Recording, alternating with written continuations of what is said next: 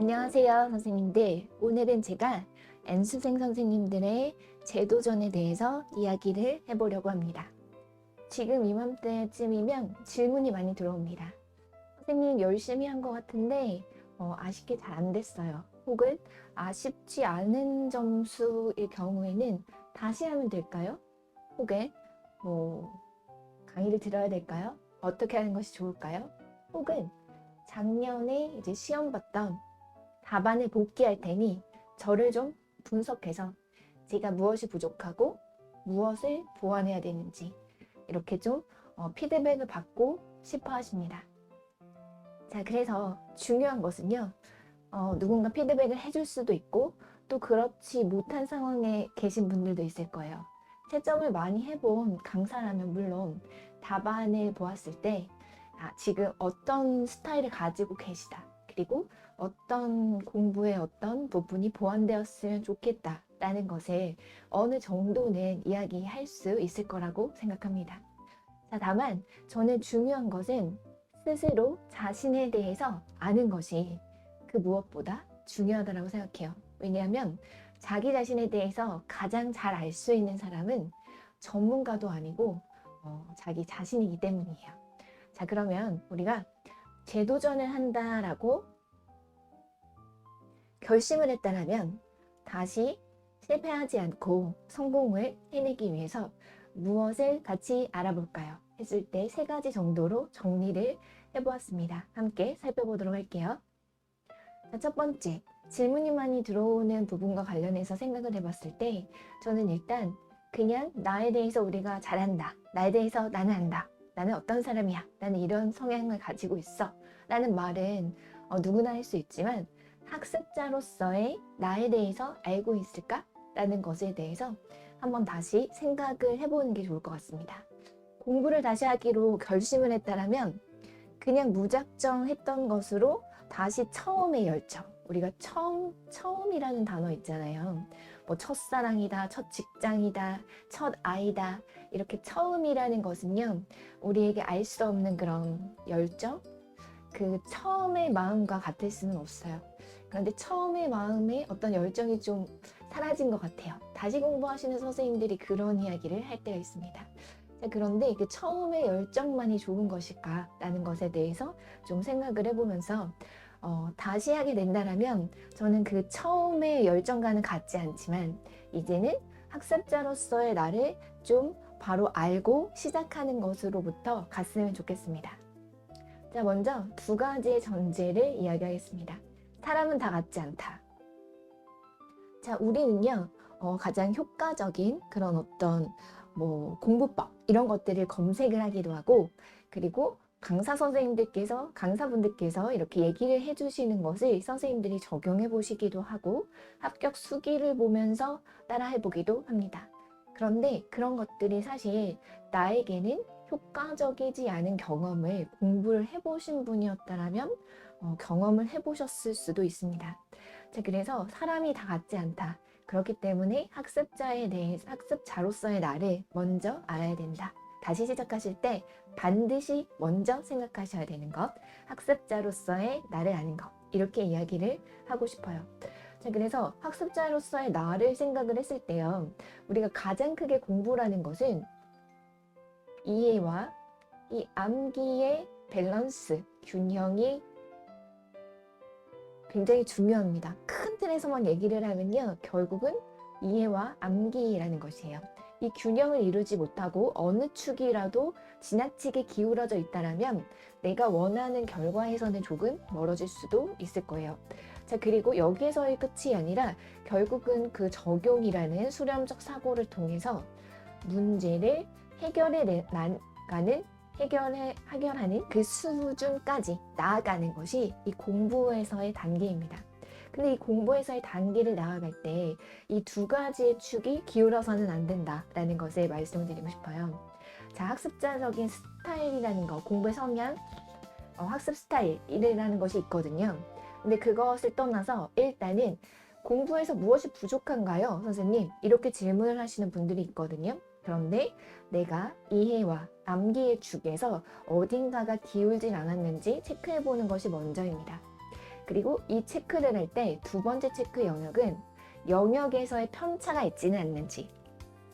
대부분 어떤 선생님들이 공부를 할 때 잘하는 영역을 계속 잘하고 편차가 있는 영역은 계속 편차가 더 멀어지는 부익부 빈익빈, 이런 그래프로 편차가 벌어지게 되는 현상을 많이 봅니다.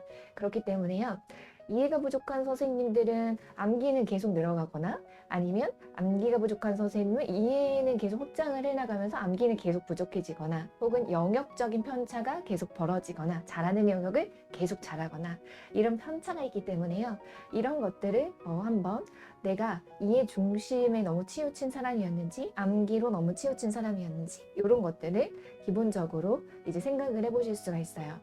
자, 암기와 이해 정도에 대해서 먼저 좀 객관적이고 냉정하게 모든 영역을 정리해 보시는 것을 저는 추천을 드립니다. 누군가 작년에 문제를 복기한 것만으로 선생님을 100% 평가할 수가 없습니다. 왜냐하면 그 해의 문제는 어떤 영역을 선택적으로, 그 영역 중에서도 특정 주제를 선택적으로 문제를 선택한 것이기 때문에요, 그것으로 선생님의 전체를 알 수가 없어요. 그래서 내가 공부를 다시 한다 라고 마음을 먹으셨다면 제가 말씀드린 이러한 부분과 각 영역, 그리고 각 영역 안에서의 주제, 이거에 대해서 한번 전체적으로 체크를 해보시는 시간을 가져보시는 것을 먼저 추천을 드리고 싶습니다. 자, 그리고 기본기라는 것을 한번 이야기를 해보고 싶어요. 시간이 더 걸리는 사람이 있고, 시간이 더 짧게 걸리는 사람이 있고, 긴 지문을 소화할 수 있는 사람이 있고, 지문이 길어지면 갑자기 점수가 확 떨어지는 분들이 있습니다. 자, 그거는 기본적으로 어휘력의 차이라고 볼 수밖에 없어요. 어휘력은 시험의 사실 모든 것입니다. 그래서 어휘력이 부족한 분들은요, 시간이 더 걸리고 공부에 있어서 조금 더 싫어하는 공부가 많아질 수 있고, 그리고 지문이 길어지거나 지문이 조금 복합적으로 문제 조건이 좀 많아졌을 때 굉장히 취약한 그런 문제를 가지게 됩니다. 자, 그래서 내가 이 기본기가 남들보다 좀 탄탄하다, 그리고 공부가 조금 더 시간이 단축되고 조금 더 수월하게 된다 라는 사람의 경우에는 기본적으로 어렸을 때부터 쌓아온 어휘력이라는 것에 대한 그 이해도가 뛰어나다, 그리고 공부도 그런 것을 중심으로 어떻게 하는지를 안다 라는 사람일 수도 있어요. 자, 그래서 어휘력이라는 것에 대한 나에 대한 한번 메타인지를 해보시는 것, 요게 굉장히 중요합니다. 자, 어휘력을 기른다 라는 것이 공부에서의 어떤 그 난이도를 스스로에게 결정하게 됩니다. 그래서 이것은 기본기의 출발점이 누구나 다르다라는 것에 대해서 이야기를 해보고 싶고요. 그렇기 때문에 거꾸로 이야기를 해서 공부법을 누가 이야기를 하거나 누구의 성공담을 내가 적용을 하려고 했을 때 뭔가 잘 안 되는 것 같아 라는 것들은 사실은 이 기본기의 차이가 있을 수 있다. 어휘력의 측면에서 공부를 탄탄히 갖추어 나가게 되면은 결국은 처음에는 더딘 것 같아도 나중에는 이 나중에 문턱을 넘는 거에서는 굉장히 유리해집니다. 그래서 제가 항상 이제 1월에서 6월의 강의에서 그 눈에 보이지 않는 땅 속에서 자라나는 그 시간을 견디느냐, 누가 견디느냐의 차이가 결국은 문풀반에서의 어떤 난이도를 결정하게 된다, 적응력을 결정하게 된다라는 말씀을 드리는데요. 자, 이런 부분들이 일단 나에 대한 메타인지에서 이루어지는 것이 되게 필요해요.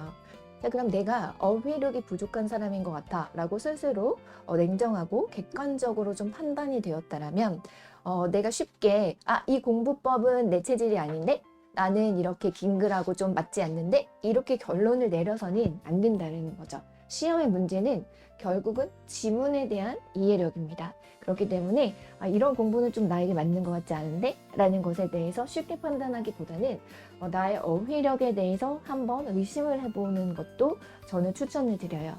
왜냐하면 어휘력이라는 것이 언어의 영역뿐만이 아니라 모든 타 교과 영역의 문제를 이해하는데 영향을 크게 미칩니다. 같은 문제도요, 전혀 다르게 받아들이는 선생님들이 있고, 제가 같은 수업을 해도 전혀 다르게 받아들이는 경우들이 있습니다.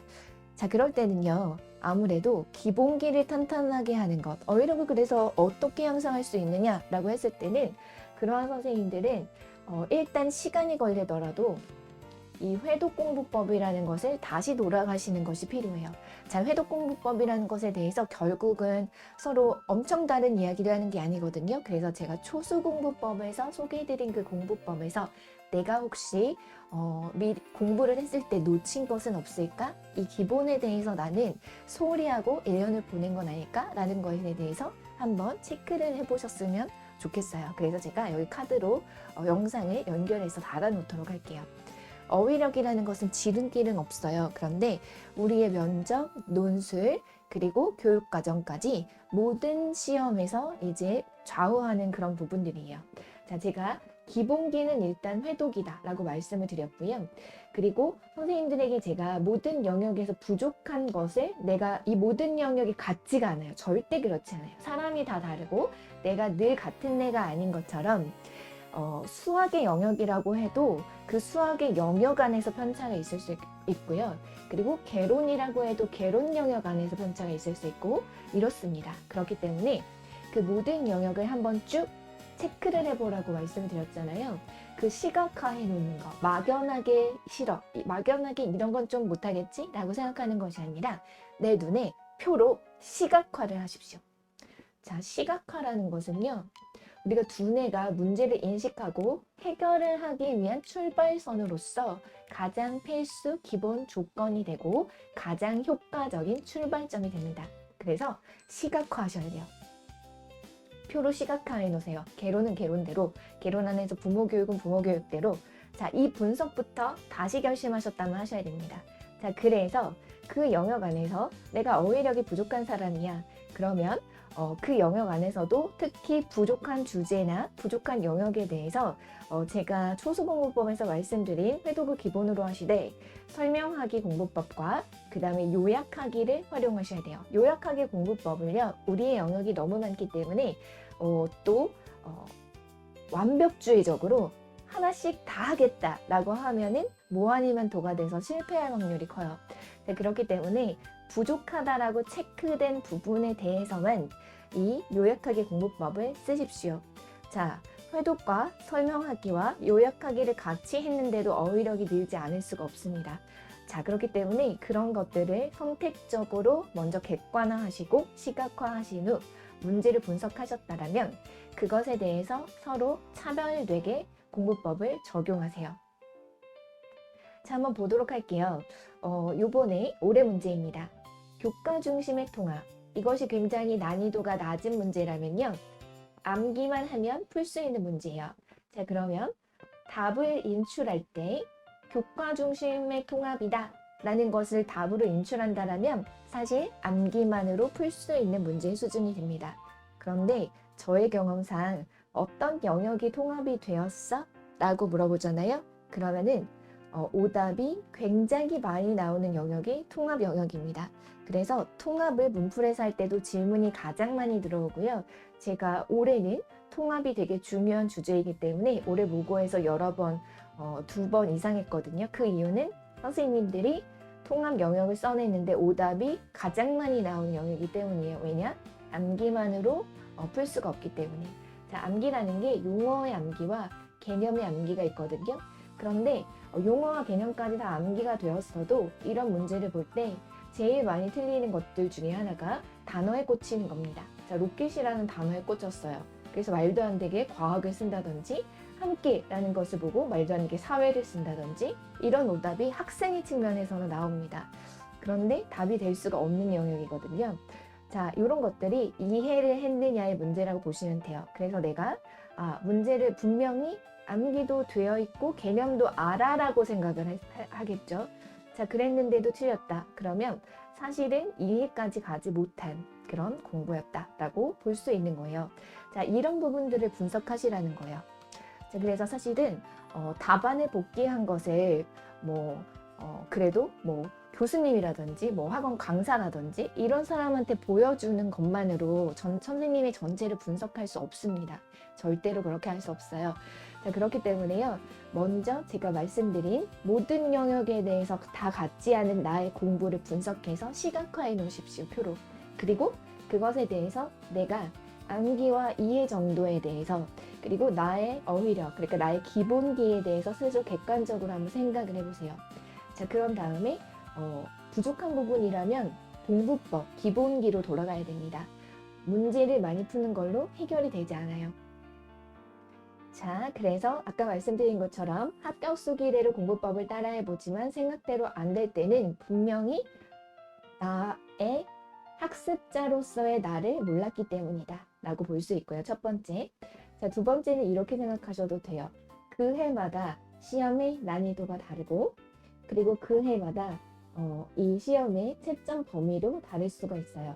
그래서 우리는 살아남은 자의 방법이 무조건 옳다 라고 보기보다는 해마다 조금씩은 변동이 있는 그 부분에서의 노력 더하기 그 해에 그 사람의 운이 더해진 것.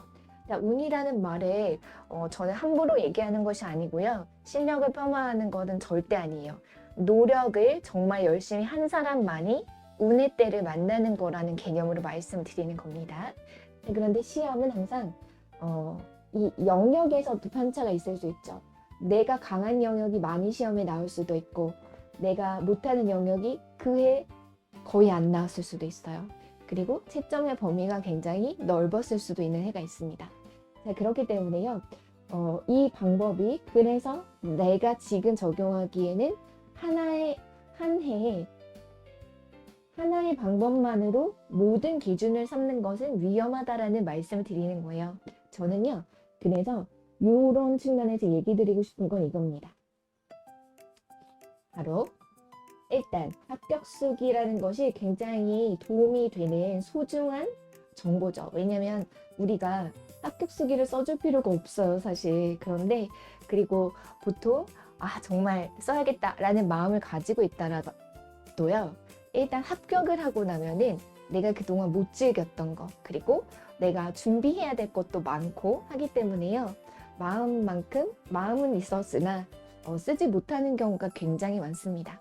왜냐? 나는 이미 그 시절을 벗어났기 때문에. 그렇기 때문에 합격 수기를 써주시는 분은 정말 남을 위한 마음을 있기 때문에 써주시는 거거든요.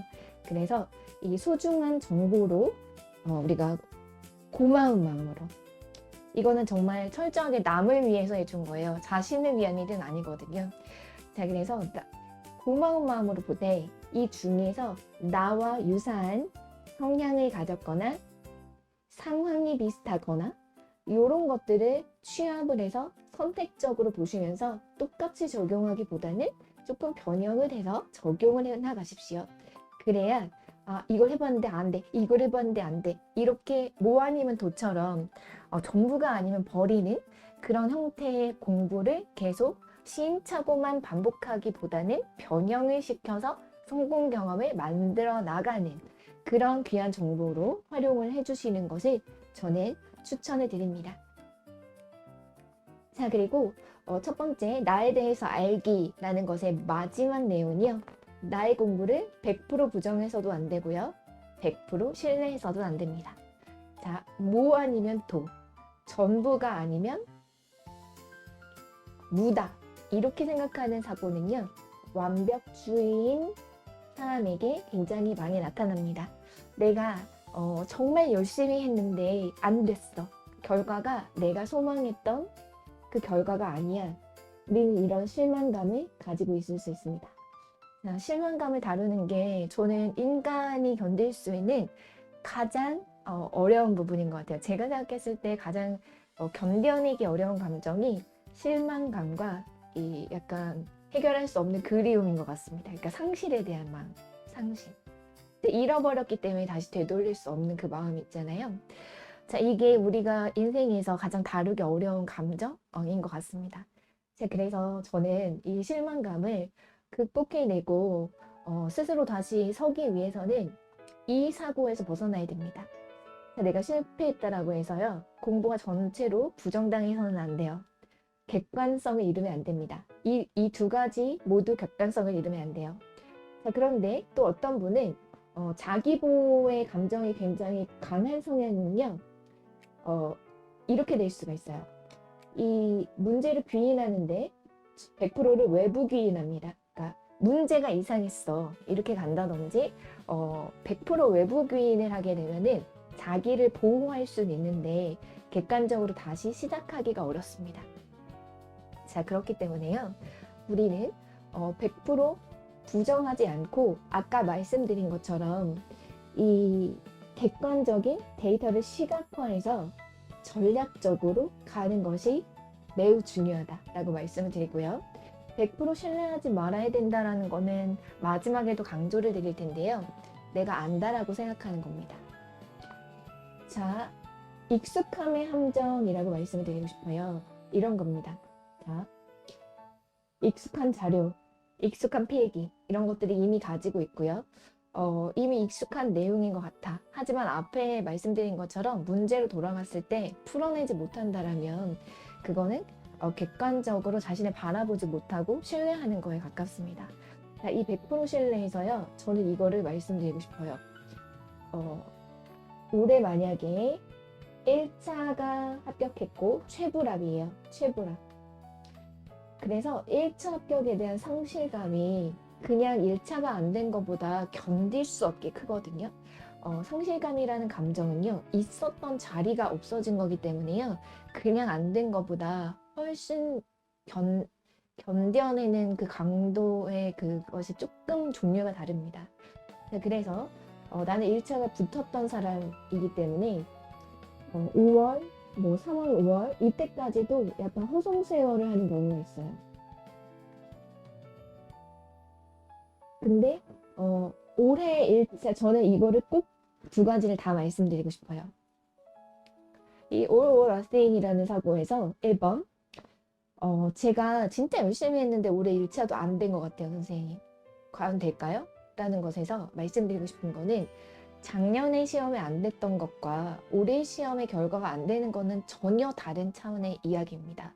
그래서 작년에 안 된 것과 올해 안 될 거라는 생각에 대한 결부하는 것을 끊으십시오. 자, 두 번째, 작년에 1차 합격을 했어.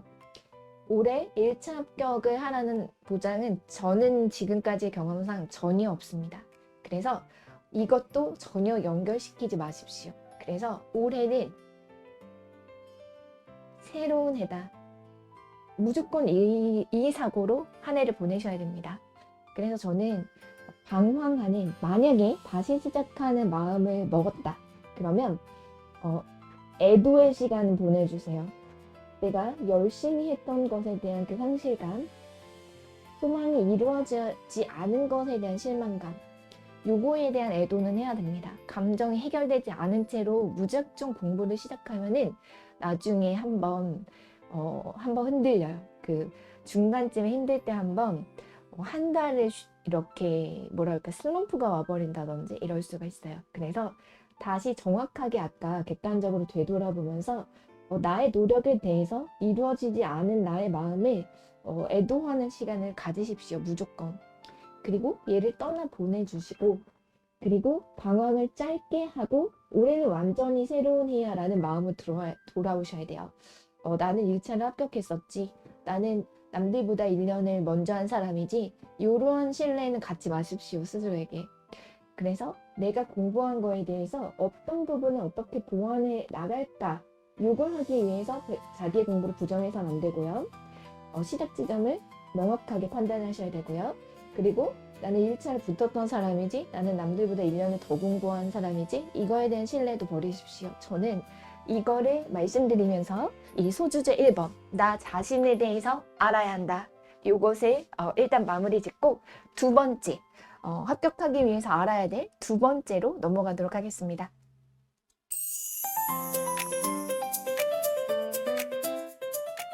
자, 두 번째 이야기하고 싶은 것은요, 합격을 방해하는 실수 중에서 특히 이렇게 N수생이신 분들 가운데는 어떤 스타일이 좀 굳어진 경우가 있어요. 그러니까 공부해서 공부 시간을 보내는 방법이라든지 지문을 인식하고 해석하는 방법이라든지 이게 너무 나에게 굳어진 경우가 있고, 그렇기 때문에 강의를 듣는데도 내가 이미 필기했고 갖춰지고 나에게 익숙한 지문이 있어서 조금 여기에서 보완할 점만 추가하는 방식으로 굉장히 효율적일 것 같잖아요. 추가하는 방식으로 내가 부족한 것만 조금 껴서 넣어서 공부를 해야지, 이렇게 하면서 전체적으로 변화를 가지지 못하는 경우가 있습니다. 자, 그렇기 때문에요, 이런 위험을 방지하기 위해서 이야기를 해볼게요. 자, 우리는 늘 누구나 노력을 합니다.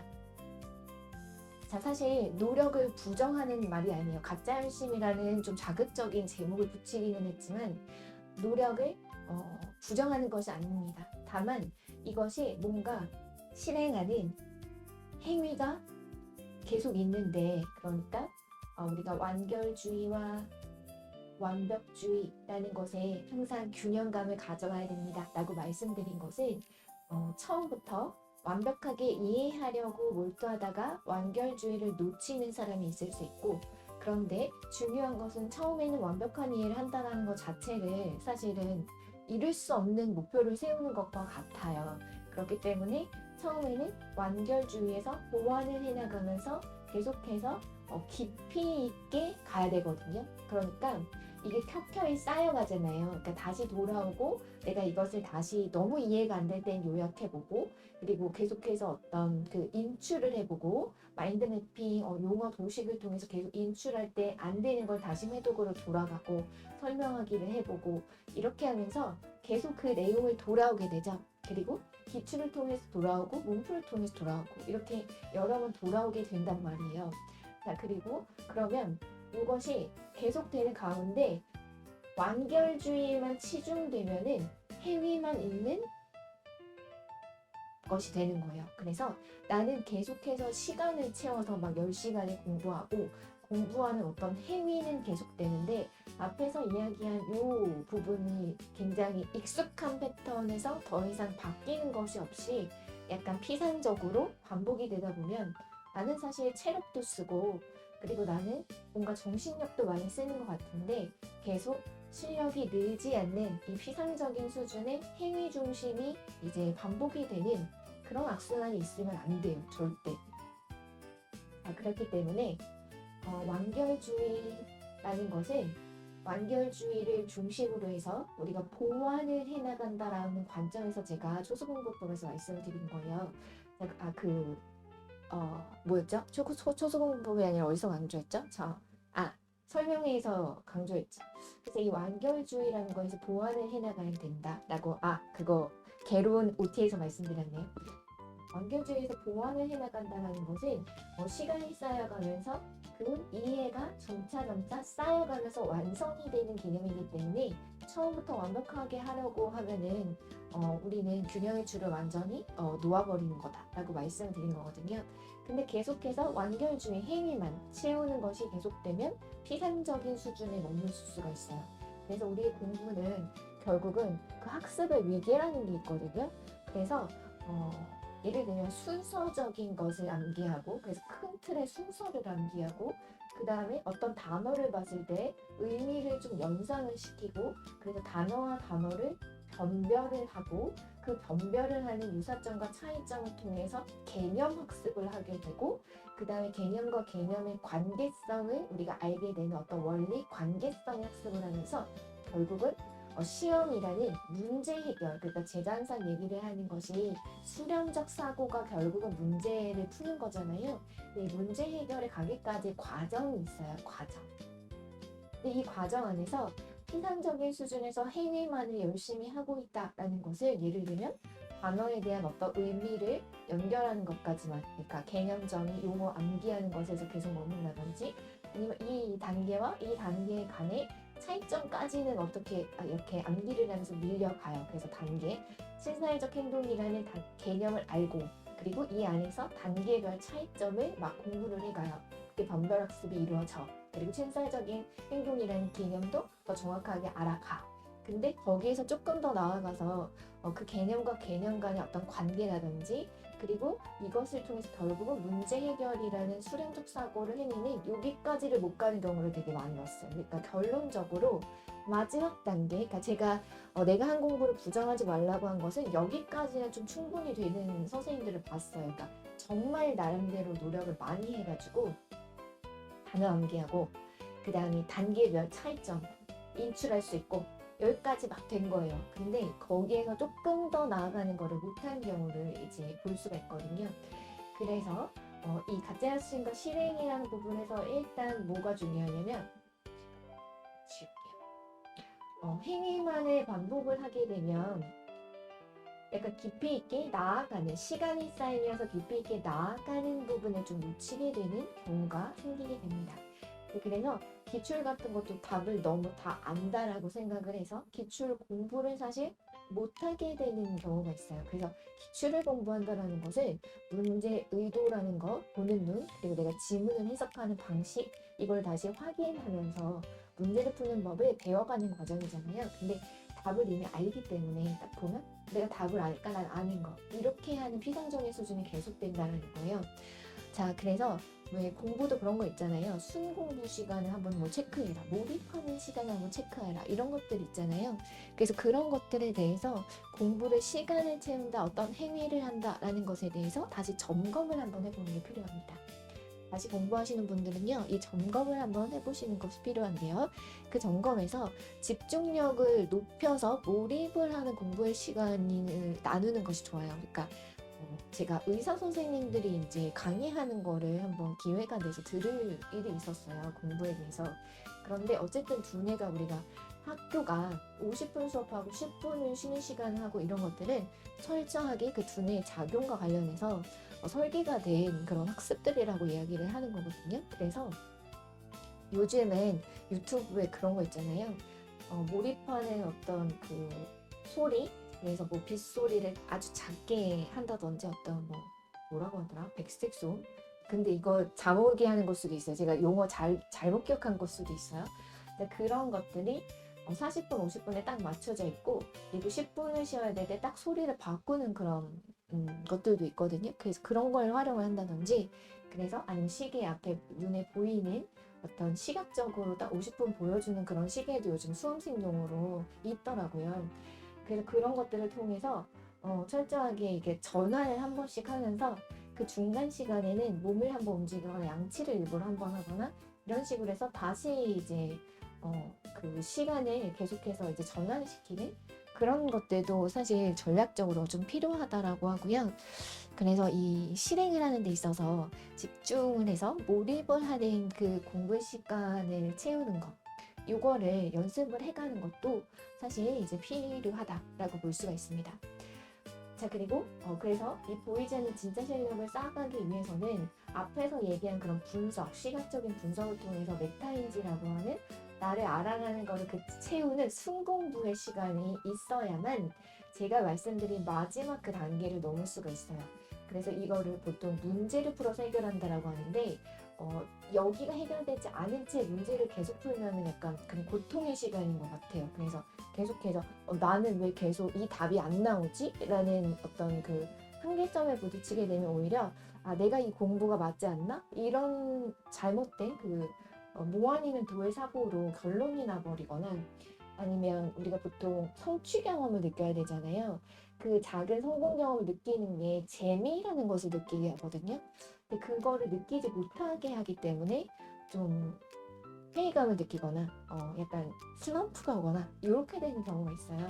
그래서 앞에서 얘기한 부분을 해서 그것을 채우는 순공부 시간을 확실하게 늘려가야만 이 뒤에 보이지 않는 실력을 쌓는 그 공부가 되는 거예요. 왜 보이지 않느냐라고 했냐면요.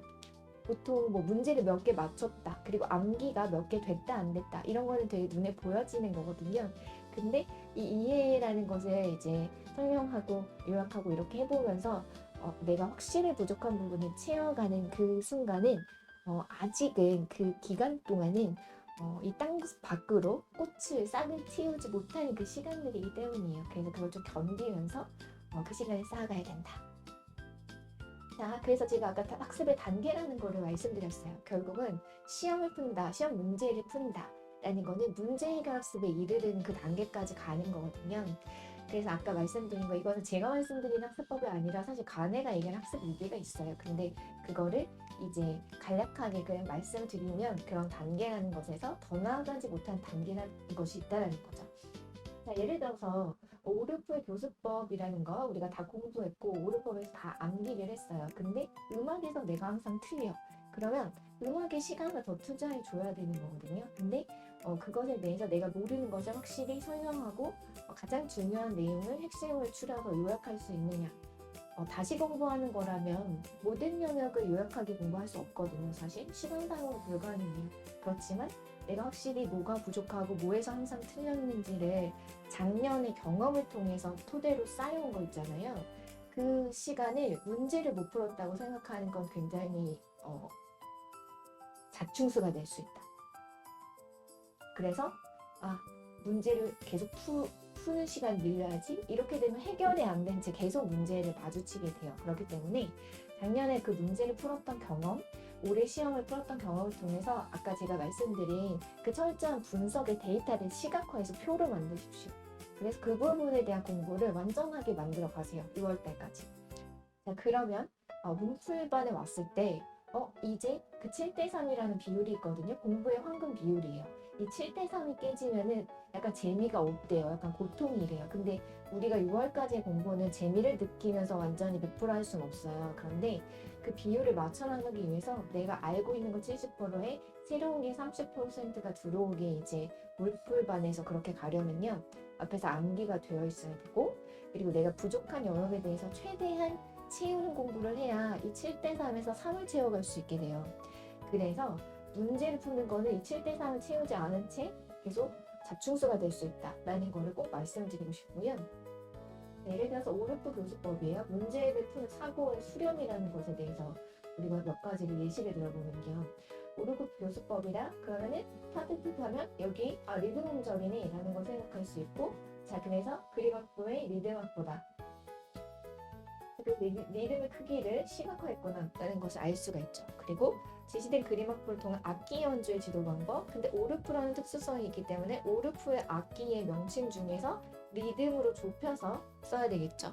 그럼 리듬으로 좁혀서 쓰는 방법 중에서 내가 사실 여기에서 순서적으로 신재타악기 경험 후 무선일타악기로 나아간다까지 친절하게 써도 되고, 아니면 그냥 신재타악기 혹은 무선일타악기 이렇게 양자택일의 방법으로 써도 어쨌든 오르프가 강조하는 그 용어가 오르프만의 용어가 나온 거잖아요. 리듬 악기 이렇게 안 쓰고 무선일타 악기 이렇게 해주면은 오르프만의 용어가 좀 되는 거죠. 그리고 이렇게 쓰는 이유는 사실 여기에서 그림 악보를 통해서, 그건 조금 뒤에 얘기할게요. 자, 그 단어를 뽑아내는 그 순서를 얘기하는 거예요. 자, 그럼 일단 오르프의 용어를 여기다 문제를 막 써보는 거예요. 오르프 중에서 리듬 음절에서 리듬 음절을 다룰 수 있는 악기 종류를 써보는 거죠. 신재타 악기, 무명타 악기. 내가 순서적으로 제시할 수도 있고 양자택일의 방법으로 쓸 수도 있어. 나는 순서적으로 나아가는 게 더 옳다라고 배웠어. 근데 사실 그게 가장 좋기는 한데 양자택일의 방법을 써도 되기는 해요. 이 문제는. 자, 그래서 그것을 통해서 연주하는 영역이 뭐야? 그러면 여기를 비운 이유가 있죠. 리듬을 비웠잖아요. 그러면 뒤에다 리듬이라는 단어가 나와야 돼요. 리듬을 연주하는, 무엇을 연주했다. 악기의 종류가 뭘로 무엇을 연주하는 거야. 음악 중에서 이거를 써내는 거잖아요. 이 문제의 핵심은 이거에는 그 관계성을 보는 거죠. 용어를 낱낱이 써두고 관계 지으라는 거잖아요. 자, 그래서 제가 말씀드린 그 개념학습, 그러니까 변별을 하고 개념학습한 다음에 원리로 나아가서 문제 해결을 해야 된다는 거는 결국은 이 관계성을 진술해내는 게 시험의 그 꽃이기 때문이에요. 그 시험의 꽃. 근데 항상 이렇게 꽃을 피우는 문제만 나오는 건 아니고, 제가 말씀드린 것처럼 암기에서 변별하고 개념학습 정도 용어와 그걸 쓸 수 있으면 될 수 있는 문제가 그래도 퍼센트를 가장 많이 차지한다고 항상 하는 문제예요. 근데 결국 합격선을 넘는 거, 그리고 안정적으로 넘는 거를 결정하는 것이 이 영역이죠. 그래서 이거를 순서와 지어서 쓰는 건데, 여기에서 가장 또 이 악기 연주라는 거를 조금 더 신경 쓰면 선생님은 그림 악보를 보면서 하겠다까지 써도 되지만, 사실 그렇게까지 안 써도 이 관계성만 지어주면 충분히 점수를 받을 수 있는 문제죠. 자, 그리고 이것도 우리가 매뉴얼 이 글과 그림의 관계, 보통 이제 제가 지엽적인 거는 사실 포기하고 가요. 지엽적인 걸 포기하고 가고요. 그리고 중요한 건데 안 나왔다라고 하는 거는 이 딱 출제가 될 것 같은 한 2년 전부터 다루고요. 2년 지나면 보통 출제가 되거나 늦으면 3년 후부터 출제가 될 때가 있는데요. 이 글과 그림의 관계를 그래서 딱 2년째 출제가 되었어요. 다룬 지 딱 2년째. 자, 그런데 이 글과 그림의 관계도 결국은 암기를 한다라는 이 개념, 그래서 글과 그림의 관계가 뭐야? 라는 개념을 이제 어떤 단어를 들었을 때 연상하는 학습을 했고, 그리고 일치와 불일치에 대해서 변별 학습을 했고, 그래서 개념을 좀 이해했어요. 글과 그림의 관계라는 개념을 이해했어요. 자, 그러면 여기에서 용어까지 다 알고 개념까지 이해한 거잖아요. 근데 이 지문을 딱 봤을 때 엄마가 계속 이야기를 하는데 엄마는 그림에 보이지 않아요. 그래서 이거를 불일치로 썼다 라고 하면은 개념학습조차 좀 안 된 거다 라고 할 수 있겠죠. 근데 이거에서 보이지는 않은 일치관계라는 건 일단 알았어. 일치관계라는 건 일단 알았는데 그 중에서의 어떤 관계냐, 이것이 그림에서 보이지 않는 부분을 글에서 나타내고 이런 것들이 상호 보완이구나, 이런 것들까지 좀 세부적으로 이해해야 하는 것들은 공부를 조금 더 했어야 되죠. 그래서 우리가 마지막 모고에서 풀어본 거, 그래서 괴물들이 사는 나라도 똑같은 구조를 가지고 있잖아요. 그래서 그 문제를 냈을 때 어떤 선생님들이 이거 다 암기했는데 이게 상호 보완이라는 걸 처음 이해했다, 이렇게 얘기하는 선생님들도 있었거든요. 그래서 그렇게 암기만으로 풀 수 없는 그런 단계들이 있다라는 거예요. 그것이 이제 공부에서 항상 이 암기되었고 내가 단계 차이 다 아는데 라는 것을 나의 공부의 끝으로 생각하는 것은 조금 위험하다. 자, 이걸 한번 얘기해 볼게요. 병질된 수험생일까? 왜냐면 이제 오랜 공부를 하다 보면 되게 특징적인 사고 패턴을 혼자서 가지는 경우가 생길 수가 있어요. 왜냐면 제가 처음에 이 소주의 일을 얘기를 할 때 만약에 새로 내가 문풀반만 듣는 게 아니라 강의부터 새로 듣겠어라는 결심을 했음에도 불구하고 내가 이미 다 알고 필기하고 있는 여기에 내가 좀 몰랐던 거 정보, 새로운 정보만 추가해야지, 이런 목적으로 들으면서 하나도 사실 받아들이지 못하게 되니까 이 몰랐던 부분이 채워지지 않는 공부를 하게 되는 경우가 있어요. 그래서 차라리 그 필기된 거 다 버리고 새로 들으시라 라는 거를 저는 추천해드리는 바가 이런 것들이 내가 만약에 본질된 수험생이라는 관점에서 제가 좀 자극적인 단어를 썼는데 나만의 굳어진 어떤 패턴이 있으면 이거는 변화를 가져오지 못하는 공부 같아요. 그래서 뭔가 내가 이거를 막을 수 있는 방법을 스스로 찾는 게 좋습니다. 자, 예를 들어서요. 이런 것들도 볼 때요. 문제 의도를 못 읽었다라고 보통 얘기를 해요. 문제 의도를 잘못 생각했다. 남의 방식을 잘못 생각했다. 보통 이런 거예요. 아까 얘기한 것처럼 계시니까 과학인가? 함께하는 거니까 사회인가? 이런 식으로 지역적인 그냥 하나하나의 작은 단어 자체에 하나씩 꽂혀요. 그럼 이거는 가장 핵심적인 것에 대한 이해도가 없는 거라고도 볼 수 있고, 뭔가 사고의 패턴에서 그냥 이 낱낱이 나열식으로 마치 병행놀이를 하는 것처럼 이 하나하나를 가지고 문제를 풀어내려면 답이 여러 개가 되는 거잖아요. 그러니까 결국은 가장 핵심적인 원리, 문제 해결이라는 수렴의 사고를 가지 못하는 거거든요. 근데 이런 패턴에서 결국은 문제가 되는 것은 이 적용을 못한 것은 이 이해도라고 볼 수가 있어요. 그런데 그것을 계속 내가 문제 의도를 못 읽었어. 나는 문제 의도를 좀 남과 다르게 생각해. 라는 생각으로만 계속 가서, 혹은 문풀에서 시간이 부족했어. 그러니까 문제를 계속 더 많이 풀어야겠어. 이렇게 해석을 하면 되게 위험하다는 거예요. 결국은 지역적인 단어에 꽂히는 것은요. 첫 번째, 실제 시험이었다라면, 문풀이 아니라 실제 시험이었다라면요. 이게 불안이 가중될 때 판단력이 흐려지는 경향성이라고 할 수가 있고요. 근데 실제는 잘 풀었어. 원래는 그런 실수를 안 해. 라고 생각을 했을 때는 긴장을 너무 많이 하는 편이라고 할 수 있고, 그럼 자신감을 조금 더 올려야 돼요. 자기 확신을 조금 더 올려야 되고, 근데 문풀이라든지 모고에서도 원래 이렇게 라는 것은 이런 식일 수가 있었어 라는 것을 사실은 이해도가 부족한 거예요. 그래서 원래 기본 공부에서 부족한 부분을 전체 표로 분석을 해서 그거를 철저하게 채워 나간 다음에 문풀반에 오시는 것이 맞아요. 그렇지 않으면 그냥 똑같은 것에 반복이 돼요. 시간을 그렇게 보내고 싶지 않죠. 그렇기 때문에 먼저 제가 1번 시작할 때 분석을 철저하게 먼저 하시라. 그래서 시험 결과를 복기를 한 것도 너무 잘하셨어요. 왜냐면 가장 효과적인 것은 실수했을 때 복기하는 거거든요. 근데 그게 전부는 아니에요. 그렇기 때문에 작년 시험의 복기만으로 나의 모든 거는 절대 분석할 수 없습니다. 그래서 스스로 1년을 쌓아온 공부의 데이터를 가지고 분석하는 시간을 가지셔야 돼요. 작년 문제 복기를 누구에게 보여주고 이것에 대해서 해결책을 달라라고만 하면 그거는 정확한 분석이 안 됩니다. 이거를 꼭 아셔야 돼요. 자, 그래서 제가 이 사고의 패턴에서 선생님들이 가장 오해하는 문제 의도라는 것에 대한 접근하는 거에 대해서 말씀드리면서 이게 어떻게 보면 우리가 합격하는데 방해가 되는 실수는 나의 그 문제 분석에 대해서 오해를 해서 잘못된 방법으로 접근을 하는 것. 그래서 다시 시작할 때 좀 잘못된 방법으로 접근을 하는 것에 대해서 이야기를 해봤습니다. 자, 이제 마지막 세 번째를 이야기를 해보도록 하겠습니다.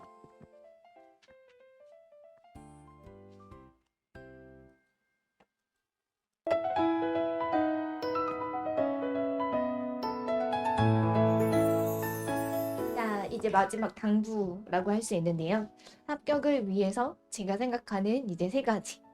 자, 첫 번째, 실행을 위한 현명한 계획을 세운다. 그리고 나를 죽여서, 좀 표현이 과격하죠. 나를 살린다. 겸손함이 나를 지켜준다. 이 세 가지를 보도록 하겠습니다. 자, 겸손함이 나를 지켜준다. 제가 앞에서 첫 번째 주제에서 말씀드린 거예요. 자, 우리 유아 발달 공부할 때 적기 발달이라고 얘기를 하고 되게 유명한 서적도 있죠. 어떤 교수님의 그것처럼 적기 공부를 하십시오, 여러분. 나는 내가 경력자야. 그렇기 때문에 나는 초수들처럼 공부할 수 없어. 그리고 나는 1차 합격자야. 그러니까 나는 좀 달라. 이런 마음을 내려놓으십시오, 여러분. 제가 부탁드리는 것이요. 과거의 어떤 성공, 과거의 실패, 이거 모두 다 묵상하지 말고 내려놓으십시오, 여러분. 자, 새로운 해다. 새롭다. 새로운 해. 누구에게나 기회가 주어지는 새로운 시간입니다. 자, 누구에게나 공평하게 새로운 해가 열렸어요, 여러분. 그렇기 때문에요. 과거에 얽매여 있지 마십시오.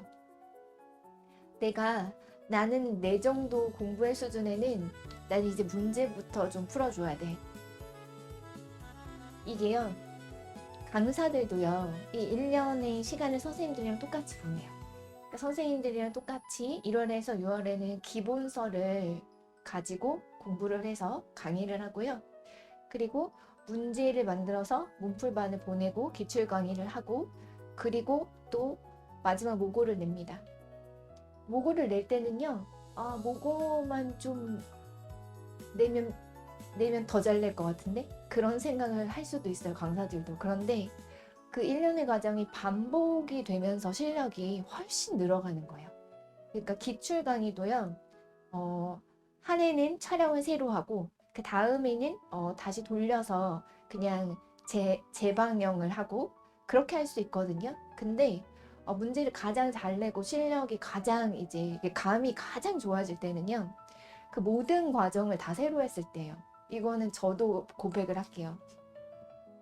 자, 그래서 나는 문제만 좀 풀어도 되는 수준인데 그렇게 생각하지 마시고 그냥 초수들과 같은 그 시기에만이 할 수 있는 그 시기에만 할 수 있는 공부를 했으면 좋겠어요. 이거는 제가 되게 부탁드리는 거예요. 왜냐면 요약본만 이제 좀 돌려도 될 것 같고 그냥 책 보면 아는 것 같고 그런 마음 들 수 있어요. 그럴 수 있거든요. 그리고 좀 마음이 안 잡히기도 하고 나는 합격했었는데 라는 생각에.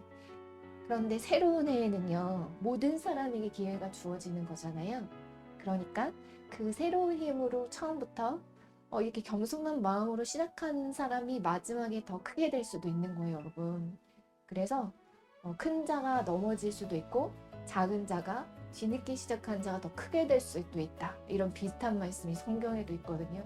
저도 항상 이걸 생각합니다. 그렇기 때문에요. 그 하루하루 그 시기에만 할 수 있는 공부라는 게 있습니다, 정말. 그래서 제가 말씀드린 것처럼 앞에서 말씀드린 그 철저한 분석과 시각과 객관화하는 데이터를 통해서 이 1월과 6월을 알차게 보내십시오.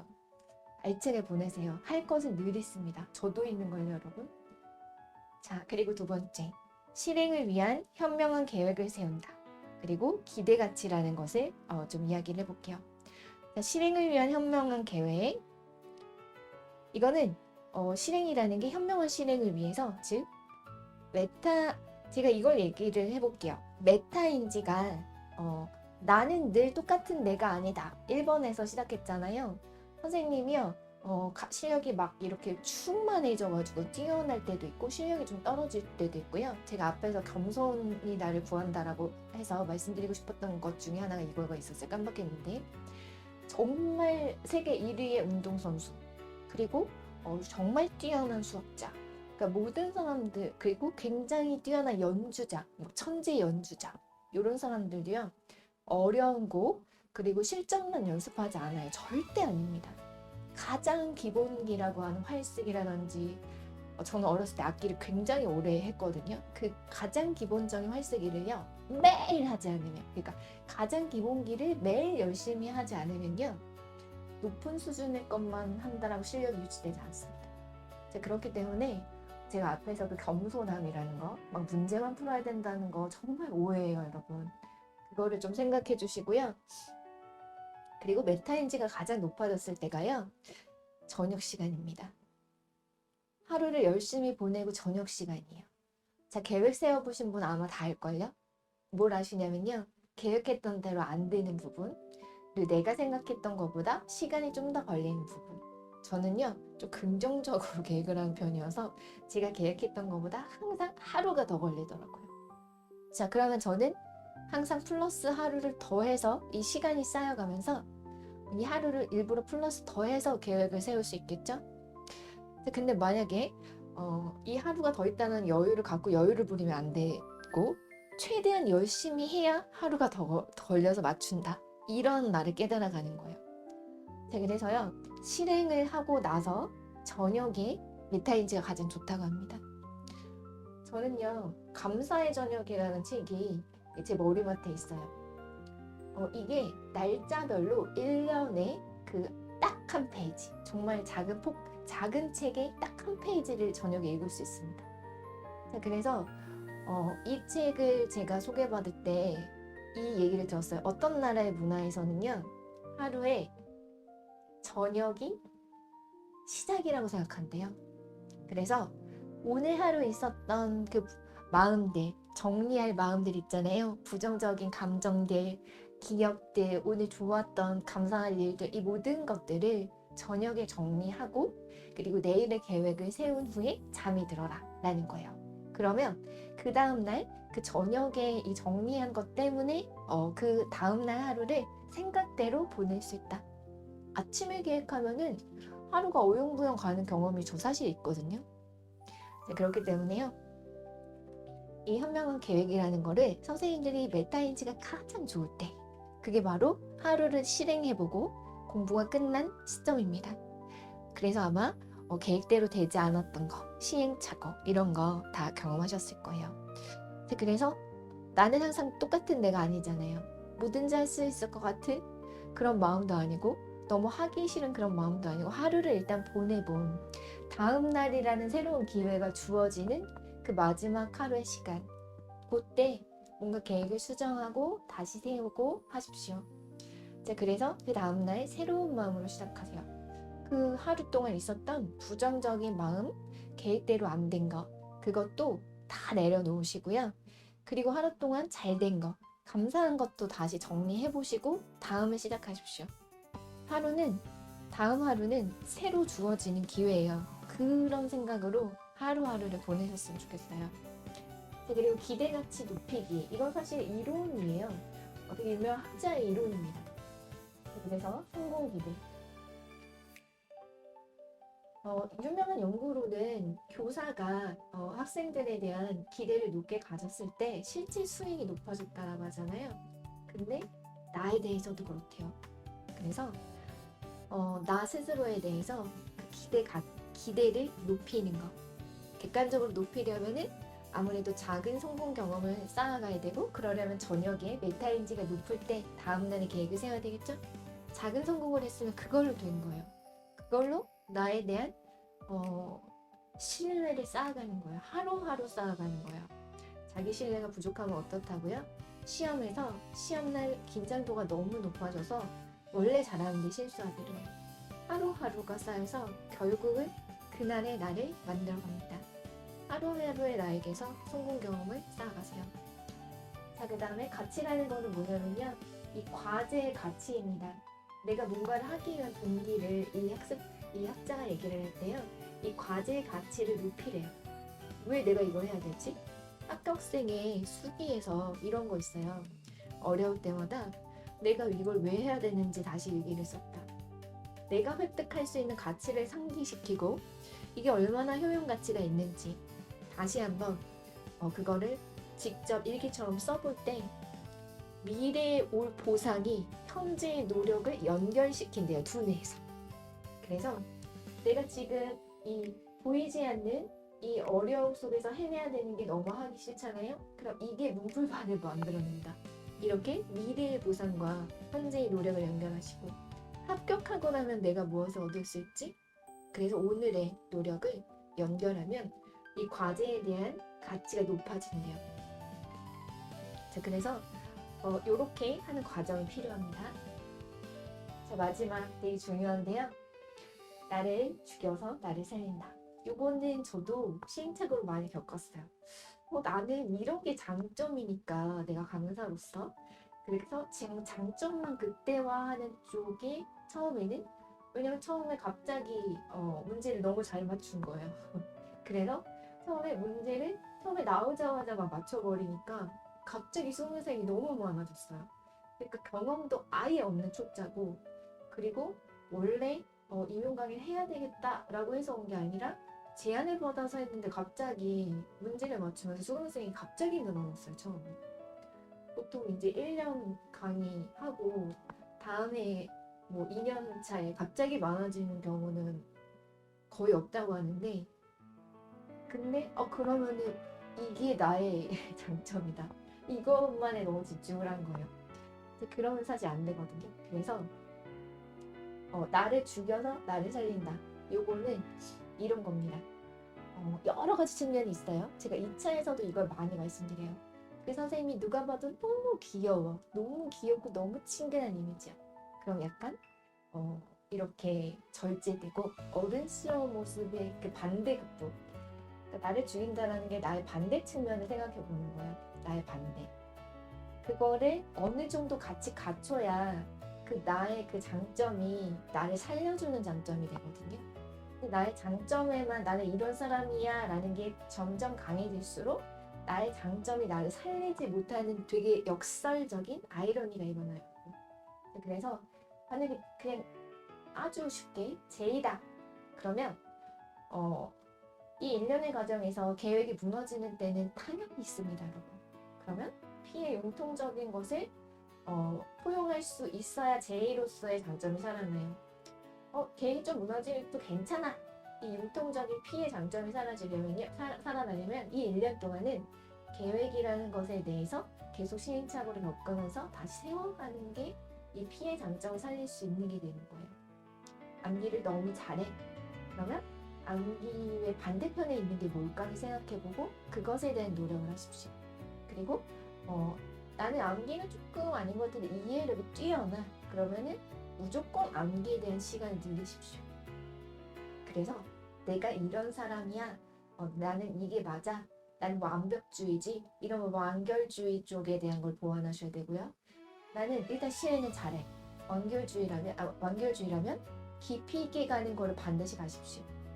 자, 나를 죽여서 나를 살린다. 어떤 개념인지 아시겠죠? 이거 정말 중요합니다, 여러분. 자, 마지막 엔딩으로는 이걸 말씀드리고 싶어요. 저는 사실 임용을 하기 전에도 상담을 하다 중단을 했었고 이제 다시 상담 공부를 병행하고 있는데요. 뭐 기록 상담이라고 되어 있는데 사실 특이한 게 아니고 그냥 그 상담 전문학을 공부를 하는 건데 저는 이제 종교를 추가한 것뿐이에요. 과목이 추가되는 것뿐이에요. 근데 이 상담 강의에서 되게 인상적이었던 몇 순간이 있었는데요. 그 중에 하나가 교수님이 에릭슨을 얘기하시면서 이 에릭슨이 얼마나 따뜻한 사람인가, 인간에 대한 얼마나 따뜻한 시각을 갖고 있나를 얘기를 했어요. 우리는 사실 절망하고 좌절하고 실망하고 이런 감정들을 이제 인생에서 굉장히 이제 극복하기 어려운 순간들을 넘어지는 순간들이 많잖아요. 근데 에릭슨은 1단계가 희망이고 이 전세계 발달에서 마지막 단계가 이렇게 되어 있거든요. 번역에 따라 좀 다른데 신뢰감 대 불신감의 단계에서 얻는 덕목이 희망이라는 거 다 공부하셨잖아요. 근데 신기하게도 마지막 단계에 대한 연구에서 거꾸로 써내려갔대요. 전세계 발달을. 근데 그러면서 이렇게 얘기한 거예요. 자, 마지막 순간, 생의 마지막 순간. 더 이상은 나에게 나날이 남아있지 않아. 더 이상은 살아갈 날이 남아있지 않아요. 이 사람에게 주어지는 감정이 절망이라는 거예요, 여러분. 그래서 우리가 내일이 다시 주어지고 새로운 해, 26년도 새로운 해가 주어졌잖아요. 그러면 우리는 절망을 가져가야 될 사람의 존재가 아니라는 거예요. 인간의 존재에서 절망감은 누구의 것이다? 이제는 내일이 없는 인생의 마지막 그날에 그때는 더 이상 뭘 어떻게 해볼 수가 없어요. 그래서요, 저는 아직 선생님들이 희망을 갖고 시작을 하셨으면 좋겠어요. 자, 그래서 이런 에릭슨의 따뜻한 인간을 바라보는 시각을 가지고 나를 바라보십시오. 그렇게 올해 하루하루 만들어 갔으면 좋겠습니다. 이게 저의 소망이고요. 저의 영상이 조금이라도 도움이 되는 마음으로 한번 도움이 되었으면 하는 마음으로 찍어보았습니다. 저는 이만 오늘 가보고요. 다음에 또 다른 영상으로 찾아뵐게요. 오늘도 좋은 하루로 마무리 지으세요.